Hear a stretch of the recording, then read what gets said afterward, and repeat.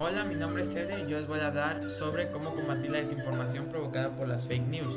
Las fake news son noticias falsas donde se habla de alguna falsedad o hecho científico mal interpretado. Y pues usualmente se utilizan en títulos sensacionalistas para llamar la atención del público. Estos son muy comunes en el internet hoy en día, por lo tanto es importante reconocerlos y aprender a combatirlos. Un ejemplo fue el de la hidroxicloroquina, que se decía que era un tratamiento efectivo contra el COVID-19, pero esto en realidad es una falsedad. No había ninguna organización de salud que hubiera recomendado la hidroxicloroquina para combatir la enfermedad del COVID-19. En este caso, para combatir este tipo de desinformación es importante checar siempre las fuentes de este tipo de noticias. Si no hay ninguna fuente o artículo científico o experimento que corrobore lo que se está diciendo, es razón para dudar y pensar que la información puede que no sea verídica. Porque en este caso incluso había diferentes documentos o artículos científicos que desmentían esto. Otro tipo de fake news es donde la información es técnicamente correcta, pero es una mala interpretación.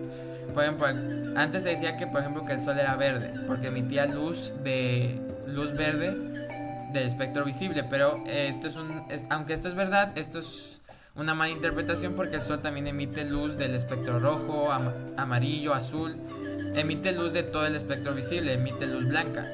Entonces esta es una mala interpretación que se dio origen ya que algunos astrofísicos utilizaban la clasificación de sol verde para clasificar algunas estrellas, incluyendo nuestro sol. Entonces en este caso, para combatir este tipo de desinformación, es importante darnos cuenta de dónde se saca este término, ¿no? De dónde proviene y no solo quedarse superficialmente con una mala interpretación, sino de dónde sale la información científica de dónde se obtiene este término. Y por último, hay algunas noticias que técnicamente son verdad, es una documentación de hecho científico, pero donde se dan interpretaciones que no se daban en el artículo original. Por ejemplo, es famoso el caso del experimento de Libet, que algunos utilizaban para decir que el ser humano no posee el libre albedrío. En este caso porque se experimentaba para medir el tiempo de acción consciente de algunas acciones y se daban cuenta de que pues algunas acciones se tomaban antes de la acción consciente, antes de que entre en conciencia. El científico que llevó a cabo este experimento, Libet, nunca dio esa interpretación. Simplemente decía que algunos procesos ocurrían antes de la conciencia, pero que la conciencia siempre mantendría un control sobre llevarlos a cabo o no.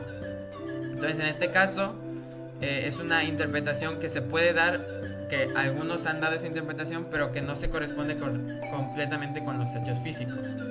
En este caso siempre hay que ver de qué está hablando realmente el artículo científico y cuál es la interpretación que llegaron los autores.